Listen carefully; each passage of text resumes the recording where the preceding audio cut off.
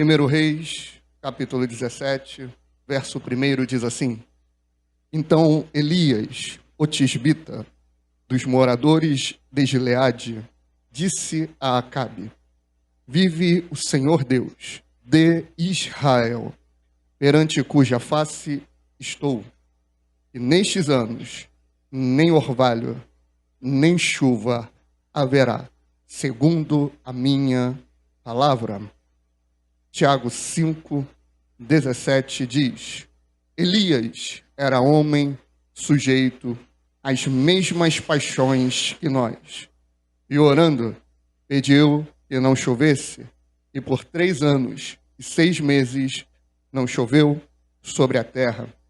E orou outra vez, e o céu deu chuva, e a terra produziu o seu fruto. Amém? A igreja pode sentar-se com a graça de Deus. Amados, quando nós nos envolvemos com o reino de Deus e com a igreja, que é o seu reino, nós vamos crescendo em graça e em conhecimento, e alguns vêm de uma experiência às vezes mais pentecostal, outros vêm de uma experiência um pouco mais tradicional, e uma guerra parece que vai se levantando no meio da igreja, que é a guerra do mover do Espírito de Deus. São os continuistas, os cessacionistas. O que quer dizer isso? Aqueles que creem na continuidade dos dons espirituais e da sua manifestação, e aqueles que creem que os dons cessaram, por isso, cessacionistas.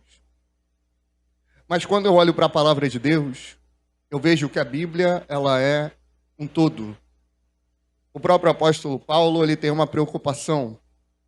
Em Atos 20, ele vai demonstrar essa preocupação quando ele vai dizer, Atos 20, 27, porque nunca deixei de vos anunciar todo o conselho de Deus.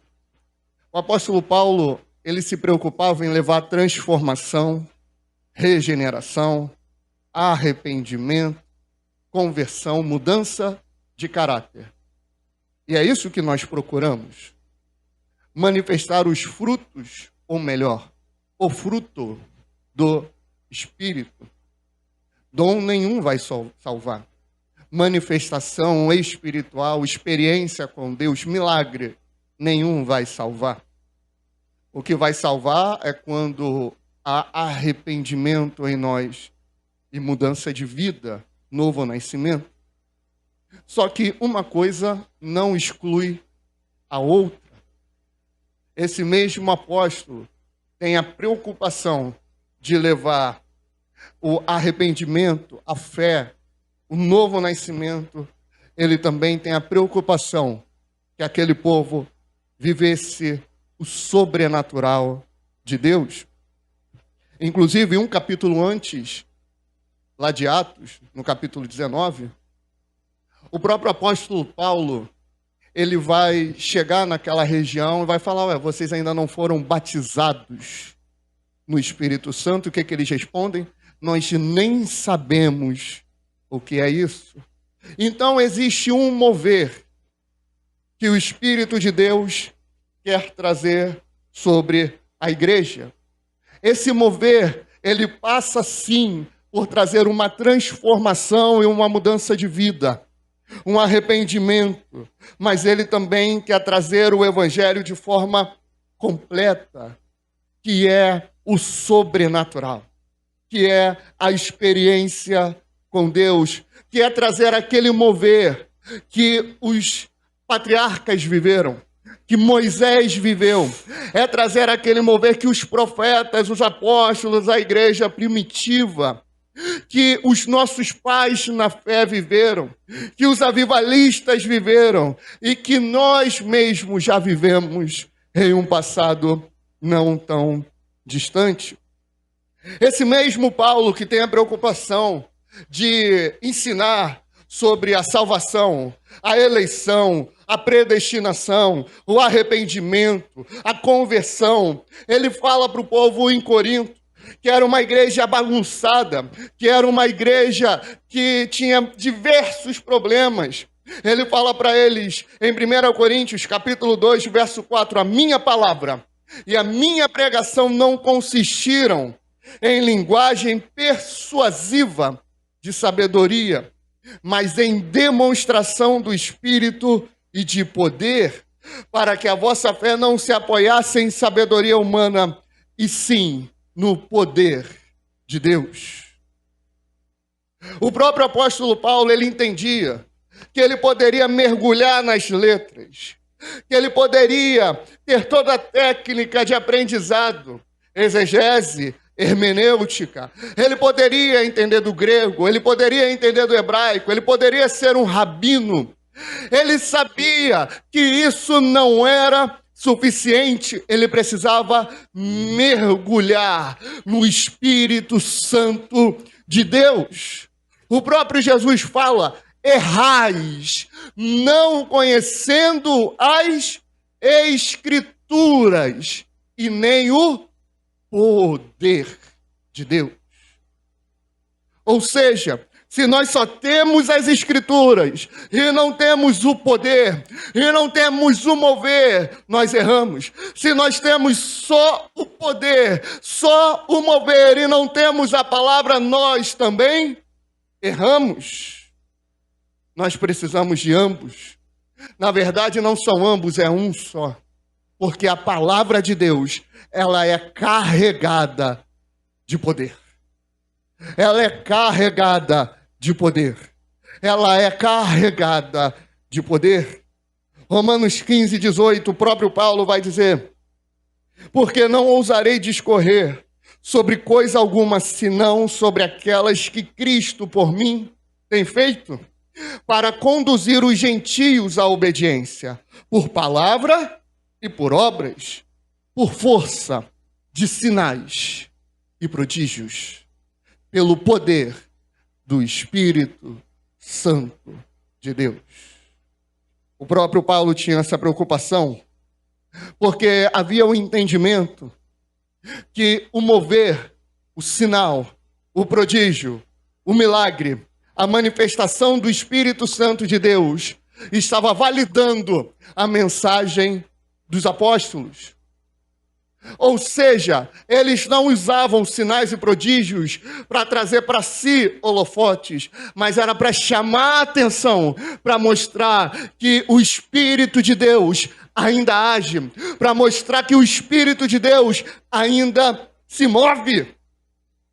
1 Tessalonicenses 1,5, porque o nosso evangelho não chegou até nós tão somente em palavra, mas sobretudo em poder, no Espírito Santo e em plena convicção. Ou seja, não é só palavra bonita, rebuscada, não é só conhecimento solto, vazio, é poder que transforma, é poder que salva, é poder que cura, é poder que liberta. Essa é a palavra. E Jesus, quando comissiona a sua igreja, ele dá uma autoridade para ela. A gente vai ver isso lá em Marcos 16, onde ele fala: ide por todo o mundo e pregai o evangelho a toda criatura. E mais na frente ele vai dizer: e estes sinais seguirão os que creem. Em meu nome expulsarão demônios, falarão novas línguas, imporão as mãos sobre os enfermos e eles ficarão curados. É um revestimento que o próprio Deus deu para os seus seguidores. Eu não me recordo de ler ele falando: olha, aos apóstolos eu dou a minha autoridade, aos pastores eu dou a minha autoridade. Não, ele deu essa autoridade para os seus seguidores, para os seus discípulos, para a sua igreja. Ou seja, não tem demônio, irmão, que vai ficar na nossa frente. Não tem enfermidade que possa prevalecer para aquele que tem a verdadeira autoridade. Nós precisamos olhar para isso e nos perguntar: ó Deus, por que não vivemos mais isso? Por que que isso fica apenas na página da Bíblia? Por que que isso fica apenas na história, Pai amado? Nós precisamos de um novo mover, de restauração sobre essa terra, de um mover onde traga as curas, onde traga os milagres. Nós precisamos de um mover onde traga libertação. Irmão, século 21, 2026, a maior assolação que passa sobre essa terra é as enfermidades na mente, é a ansiedade, é a depressão, e a igreja fica inerte e fica normalizando isso. Nós precisamos buscar mais a Deus para entender: Senhor, por que não vivemos? Eu não sou contra, a igreja sabe procurar os profissionais. Temos uma que está se formando aqui, porque senão vai ficar sem emprego também, né? Se todo mundo for curado 100%. Eu não sou contra ir ao médico, eu mesmo sou campeão disso. Mas, amado, nós nos tornamos gelados, nós nos tornamos frios ao mover espiritual, nós nos tornamos apáticos. Bem disse Jesus à igreja de Sardes: tu tem fama que está viva, mas você está morta, está apática, está alheia ao mover do Espírito. E ele fez uma promessa, Lucas 24, 49, eis que envio sobre vós a promessa de meu Pai. Permanecei, pois, na cidade ou em Jerusalém, até que do alto seja revestido de poder. Poder. Um não anula o outro, a palavra não anula o Espírito não anula a palavra. Deus, ele não mudou. Hebreus 13, 8 vai mostrar que ele é eterno, ele é o mesmo ontem, hoje e será para sempre. Ele é imutável, Malaquias 3, 6, porque eu sou o Senhor e não mudo.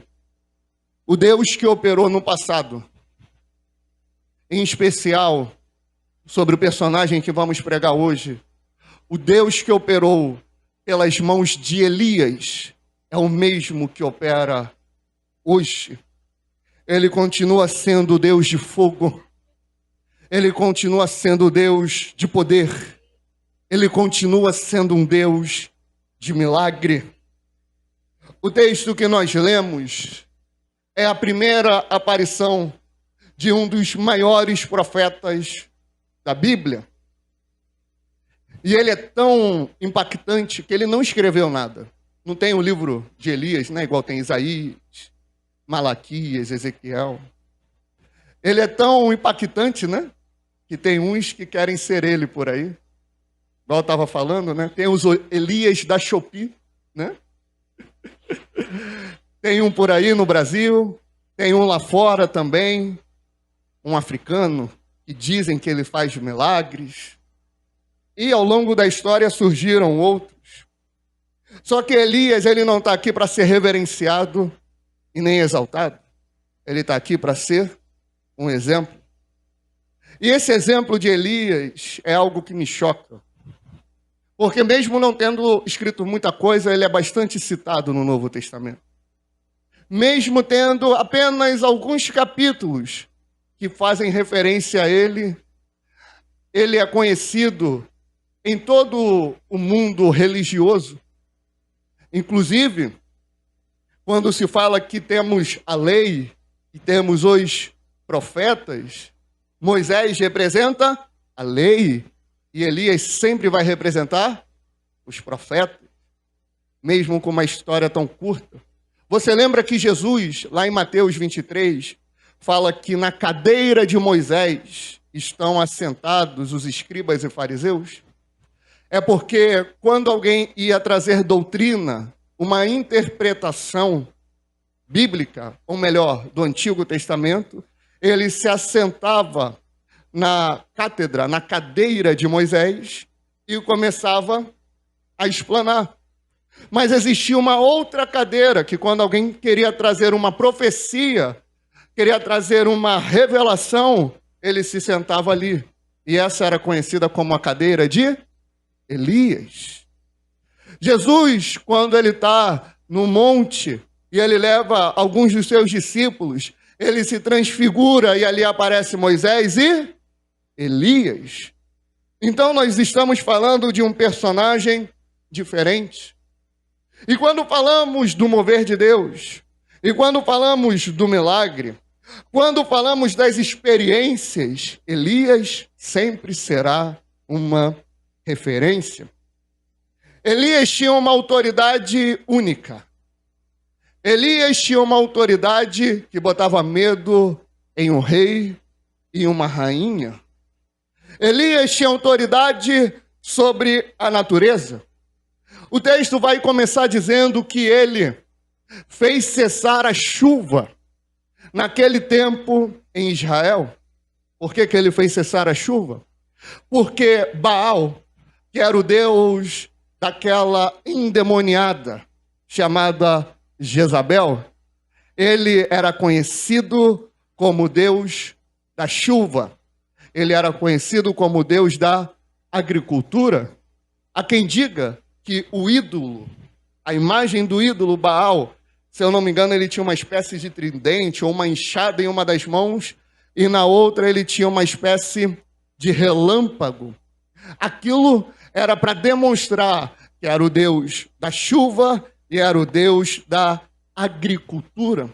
Quando Elias ele chega no cenário, trazendo esse desafio e essa palavra profética, falando, olha só, não vai chover. Ele está desafiando Baal, ele está desafiando Jezabel. Vocês dizem que vocês têm autoridade sobre o céu e sobre a terra. Eis aqui um homem que vai mostrar que vocês não têm autoridade nenhuma. A autoridade está nas mãos de Deus. E ele deu essa autoridade para mim. Sobre a minha palavra, eu digo, Elias, não choverá.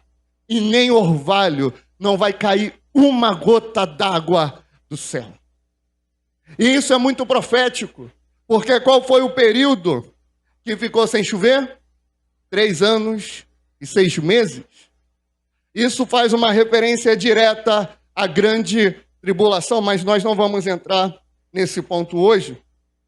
O grande ponto é, Elias trouxe uma contenda, trouxe um desafio para demonstrar a falsidade dos outros deuses, das outras religiões. Elias, ele via o seu povo sendo humilhado, ele via o seu povo entrando em idolatria, e isso mexia com o espírito dele, e ele falava, isso não vai acontecer. Eu digo, não choverá.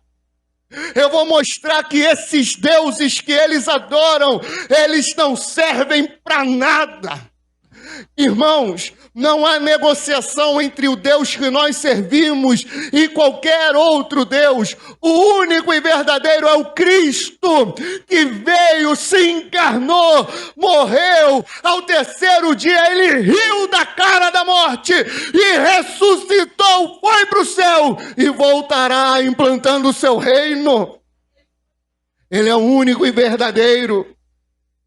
Ele é único. Quando nós cantamos, tu és o único, O único que é digno, isso precisa saltar das palavras e vir para o nosso coração. Qualquer outra divindade é nada. O apóstolo Paulo vai ensinar em Coríntios: todos os ídolos nada são, eles não são deuses, eles são demônios. No espiritismo é demônio, no catolicismo é demônio, no budismo é demônio, é ação das trevas. O único e verdadeiro é o da Bíblia. Nós temos que olhar para isso, olhar para a vida de Elias e falar: eu preciso dessa ousadia, eu preciso dessa unção. E ele profetiza, e a coisa começa a ficar estreita, porque ele profetizou a seca sobre Israel. E onde que Elias morava, irmã Alessandra? Israel. Ele estava bebendo do ribeiro, ele estava tudo bem, tudo tranquilo, tudo na boa, só que o ribeiro secou. O Senhor pega Elias, direciona ele, vai lá para Sarepta. Sarepta é fora dos limites de Israel. Curiosamente, era a região que possivelmente a Jezabel tinha vindo. Daquela região de Sarepta era a origem de Jezabel. Olha o que Deus faz. Você foi lá, afrontou a mulher, afrontou aquela endemoniada que está na tua nação, causando problema à torta e à direita. Mas agora eu vou te tirar daí e vou te botar na casa dela. Porque lá tu já mostrou que quem age sou eu. Só que agora eu vou te levar para terras estranhas, Elias. Para você ver que quem te sustenta não é a terra santa, sou eu. E Elias vai. E quando ele está lá, ele encontra uma viúva. E uma viúva que não tinha muitas condições, que não tinha dinheiro. Só que Elias, ele era aquele profeta meio abusado. Me dá o que comer aí. Faz um bolo para mim aí. A mulher devia olhar: Senhor. Senhor não, né? Os ídolos dela lá, né? Demônios. O que eu vou fazer? Esse homem quer comida e eu não tenho nem para mim e para o meu filho. Aí acontece todo aquele mover que nós sabemos. O Senhor multiplica e ela tem fartura. Eu só estou passando por alguns pontos da história dele, não vou ser detalhista. E mais na frente, no mesmo capítulo, acontece uma fatalidade. O filho dela morre. Agora lembremos, Jezabel está louca atrás de Elias. Porque a Bíblia ela não é tão detalhista, mas nós podemos conjecturar que aquela mulher possivelmente teve medo. Aquela mulher, de repente, teve um receio de descobrirem que ela estava dando comida e abrigando Elias. Elias era foragido. Elias, ele era procurado. Tanto que mais na frente, ele vai encontrar com um amigo dele, depois vai encontrar com Acabe, e Acabe vai dizer lindas palavras para ele, falar: és tu o perturbador de Israel? Ele era procurado, era uma espécie de marginal, estava à beira ali da sociedade no reino de Acabe, mas ela mesmo assim abrigou. Porque ela olhou para Elias e falou: olha, tem alguma coisa diferente nele. É mais ou menos o que acontece no cenário de Eliseu, que veio a ser o sucessor de Elias. E aquela mulher olhava para Eliseu passando e dizia assim: eis que vai um grande homem de Deus. Elias deixa marcas. As pessoas pelas quais você tem proximidade, aonde você tem passado, você tem deixado marca? Você tem deixado impacto da presença e da unção de Deus na tua vida? Elias deixou. Tanto deixou que quando o filho dela morre, ela começa a desesperar. Elias entra no cenário. O filho ressuscita. A mulher vira para ele e fala: agora eu sei que tu é homem de Deus e que a palavra de Deus na tua boca é a verdade. Ela já tinha ouvido, ela já tinha visto alguns moveres, mas a palavra ela vai sendo validada através da manifestação da presença de Deus, através da manifestação de um milagre, através de uma libertação. Aquela mulher olhou e falou: olha só, os deuses que eu sirvo nada são. O Deus que tu serve, Elias, é o verdadeiro, porque ninguém pode fazer o sinal que tu faz. Nicodemos, o mestre, um erudito, ele olha para Jesus e fala: nós sabemos que tu és mestre vindo da parte de Deus, porque ninguém pode fazer os sinais que tu fazes. Deus, ele age através da igreja, e para aqueles que creem, Deus dá o mover, ele dá o Espírito para trazer as experiências. Aleluia. Ele traz a provisão, não só o alimento, mas ele traz um milagre para a casa da viúva de Sarepta. E não acaba ali. Ele sai, ele vai andando, ele continua a sua jornada. Ele encontra com Acabe, um homem hediondo, um endemoniado, um governante iníquo, vil, abriu o reino para Jezabel e para Baal. Elias, ele não tolerou aquilo. Isso tem que acabar. O Senhor direciona Elias.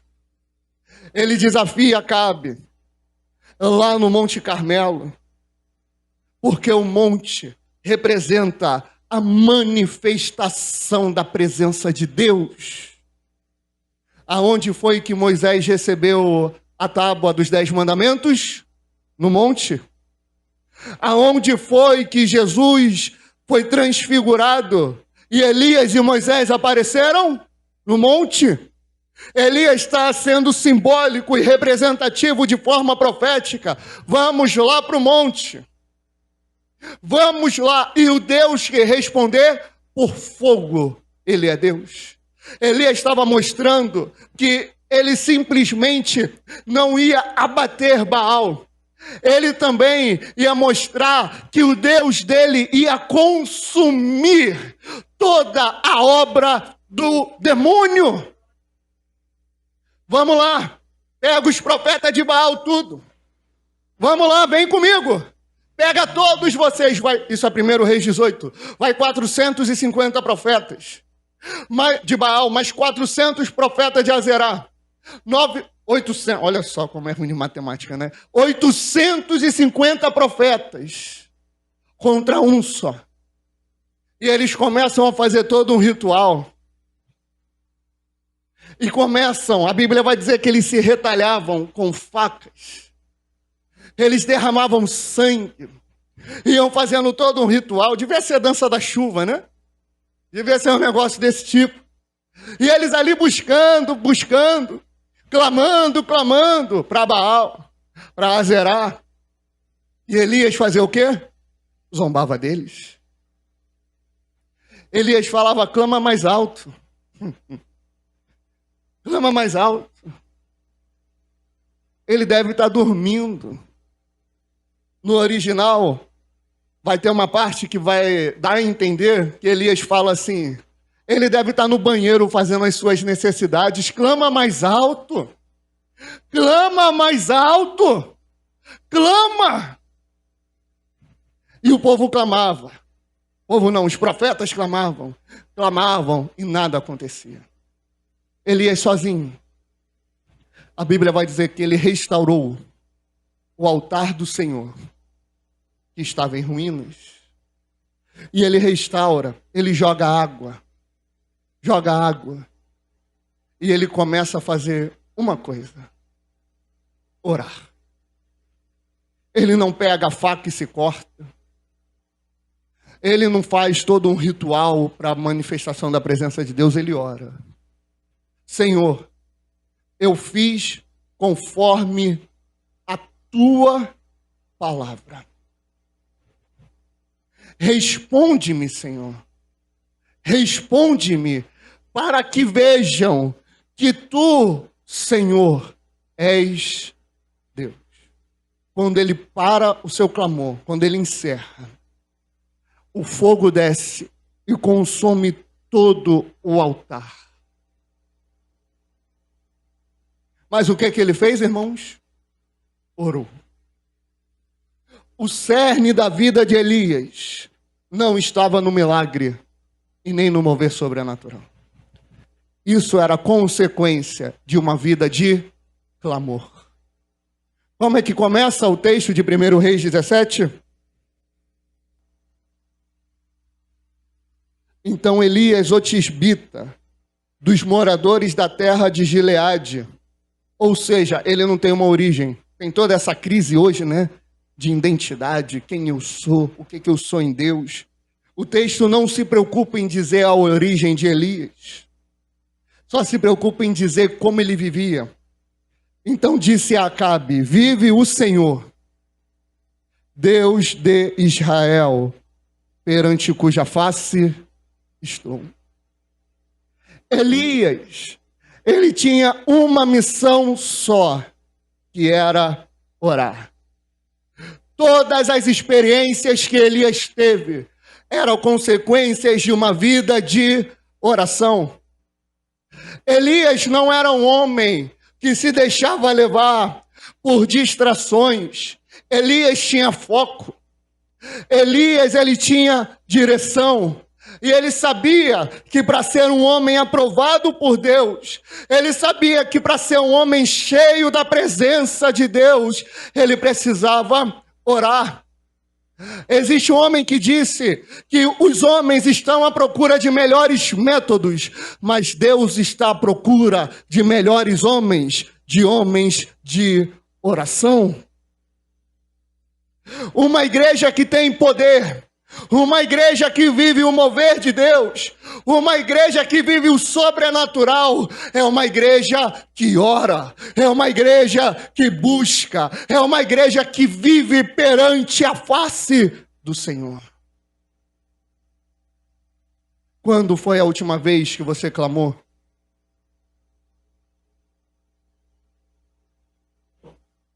Quando foi a última vez que você tirou não 5, não 10, não 15, não 20 minutos, mas você tirou um dia para a presença de Deus? Quando foi, meu amado irmão? Porque é muito fácil a gente se indignar com o governo, com o comunismo, com o socialismo, com os falsos profetas, com os falsos pastores. É muito fácil. Difícil é orar. Difícil é dobrar o joelho. Difícil é ir aos pés do Senhor e clamar pela sua intervenção. Isso é que é difícil. É difícil. É fácil vir para a igreja, é fácil. Dar o dízimo, dar a oferta é fácil. Isso tudo é fácil. Abrir a Bíblia aqui no culto é fácil. Agora mergulhar na Bíblia em casa, aí nós vamos ver quem é quem. Elias, ele viveu. Ele não era um super-humano. Ele não era especial. Ele não era o favorito de Deus. Uma vez alguém disse: Deus não tem filhos prediletos. Deus tem filhos dedicados. Homens e mulheres que se dedicam em oração. Elias era humano. E é isso que Tiago vai destacar. Elias ele era homem sujeito às mesmas paixões. A mesma paixão. As mesmas tentações. Mulheres, dinheiro, fama, grandeza. Inclusive, Elias era soberbo. Porque ele viveu um ou outro milagre. Ele tem a petulância de virar para Deus e falar: só eu fiquei dos profetas do Senhor. Qual que é a resposta de Deus? Ainda há 7.000 que não se dobraram a Baal. Ainda há 7.000. Você não é único. A nossa igreja não é única. Nós não somos os únicos. Fazemos parte dos poucos que estão dentro da direção de Deus. E Tiago, ele vai enfatizar o que Elias fez. Elias, homem sujeito às mesmas paixões que nós, orando, pediu que não chovesse. E outra vez, orando, ele deu a chuva e a terra produziu fruto. Ele vivia na face do Senhor. Mesmo sendo um homem comum, o que diferenciava Elias é que ele servia um Deus extraordinário. Enquanto a igreja não entender e não conhecer plenamente o Deus que ela serve, nós continuaremos apáticos. Nós continuaremos tendo uma vida morna. Nós estaremos aquém daquilo que Deus quer. Mas isso foi só lá para trás, pastor. Não. Deus, ele quer trazer esse mover de novo. Se ele não quisesse trazer, o profeta Joel não teria falado em Joel 2:28, derramarei o meu espírito sobre toda a carne, sobre os servos e sobre as servas, naqueles dias derramarei o meu espírito. Se fosse para ficar só lá atrás, Jesus não teria dito em João 14:12, em verdade vos digo que aquele que crê em mim fará também as obras que eu faço e outras maiores fará, porque eu vou para junto do Pai. Se fosse para ficar só lá atrás, nós não teríamos 1 Coríntios 12:7, a manifestação do Espírito é concedida a cada um visando um fim proveitoso, porque a um é dada mediante o Espírito a palavra da sabedoria, a outro segundo o mesmo Espírito a palavra do conhecimento, a outra no mesmo Espírito a fé, e a outra no mesmo Espírito dons de curar, a outra operações de milagres, a outro profecia, a outro discernimento de espírito, a um variedade de línguas e a outro capacidade para interpretá-las, mas um só é o mesmo Espírito que realiza todas estas coisas, distribuindo-as como lhe apraz a cada um individualmente. Se era para ficar lá atrás, Jesus não teria dito: estes sinais hão de acompanhar aqueles que creem. Em meu nome expelirão demônios, falarão novas línguas, pegarão em serpentes, e se alguma coisa mortífera beberem, não lhes fará mal algum. Se impuserem as mãos serão sobre os enfermos, eles ficarão curados. Se era para ficar só lá atrás, Tiago 5,14 não diria: está alguém entre vós doente, chame os presbíteros da igreja e estes façam oração sobre ele. Teria ficado. Se era para ficar, amado irmão, somente na apatia espiritual, Paulo não teria falado em 1 Coríntios 14:1, segui o amor e procurai com zelo os dons espirituais, mas principalmente que profetizeis. Ele não teria falado, ele teria ficado apático. Se era para ficar só lá atrás, só na época de Jesus, Atos 1:8 não diria: mas recebereis poder ao descer sobre vós o Espírito Santo. O que Deus busca? O que Deus requer de cada um de vocês? O que Deus requer de mim? O que Ele requer? Que vivam na presença dEle. perante cuja face estou. Que creiam em sua palavra. Senhor, eu fiz segundo a sua palavra. Que orem com persistência, pelo menos 7 vezes é registrado que Elias orou. Que tenham convicção e fé, mesmo que sejam conhecidos como perturbador da igreja, que não desistam na fraqueza. Elias, homem, humano, ele tinha medo, tanto que ele fugiu para a caverna.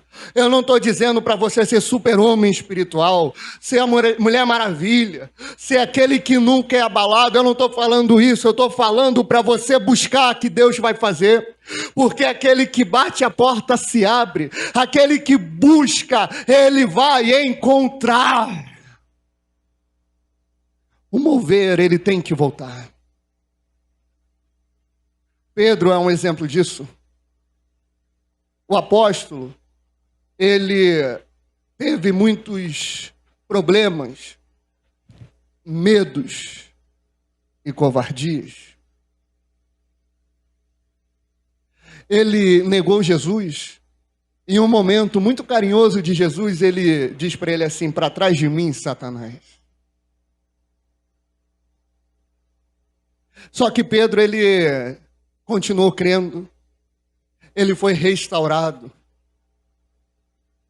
E ele continuou buscando para viver uma das primeiras experiências mais belas lá em Atos dos Apóstolos. Enquanto a igreja e os seus líderes viram hoje e falam: olha, eu tenho dinheiro. Pedro e João não tinham. Mas quando aquele homem pede uma esmola, eles falam assim: eu não tenho prata e eu não tenho ouro, mas o que eu tenho, isso eu te dou. Em nome de Jesus Cristo Nazareno, levanta e anda. É o poder do Espírito. O poder do Espírito não é para grandes homens. O poder do Espírito é para aquele que busca. É para aquele que crê. É para aquele que deseja. Busca a presença, não só poder. Creia que Deus não mudou, Ele é o mesmo. Ore com persistência. Mesmo sendo humano, mesmo tendo dúvidas, mesmo tendo fraqueza, busca. Busca que Ele vai agir. Talvez você tenha crescido numa igreja que enfatizou o caráter, mas negligenciou o poder. Ou talvez o oposto, viu as manifestações, mas sem fundamento bíblico sólido. Hoje o Senhor te chama para o evangelho completo, caráter transformado pelo fruto do Espírito e poder sobrenatural pelos dons do Espírito. Você não precisa ser especial. Elias não era, Pedro não era, mas eles viviam na presença de Deus e criam que Deus responde com fogo. O Deus de Elias é o seu Deus. O Espírito que encheu Pedro pode encher você. Qual que é o requisito? Crer, crer, crer. Aquele que crê, busca. Eu sou testemunha, irmãos. Deus faz muitos milagres. Eu já vi vidas sendo libertas a dúzias. Um mover sobrenatural. Eu já vi pessoas botando câncer para fora. Eu já vi pessoas sendo curadas de forma instantânea. Eu já vi e já ouvi testemunhos de pessoas que estavam querendo se matar, de pessoas que estavam querendo fazer atrocidades com a sua vida, e ela entrar numa igreja e pedir oração, o homem de Deus estender a mão sobre ela e ordenar, porque diante de uma pessoa manifestada, você não ora pedindo a Deus. A autoridade está sobre a tua vida, você ordena, sai, e ele sai. E ele repreendia e ordenava, saia em nome de Jesus. E a pessoa era completamente liberta.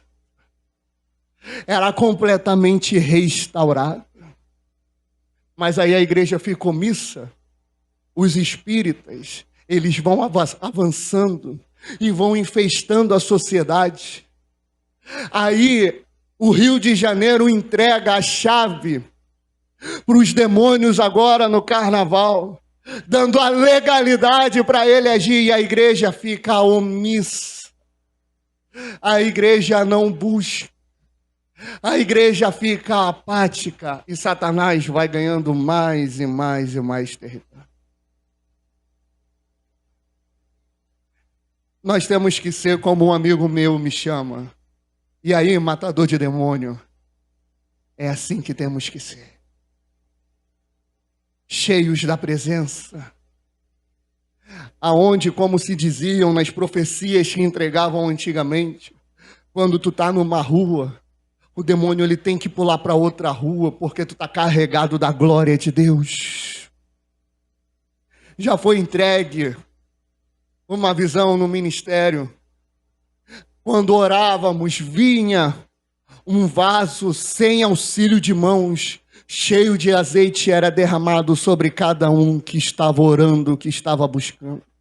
A autoridade já foi dada. Basta crer. Basta crer. Basta crer. Amém? Vamos ficar de pé, irmão.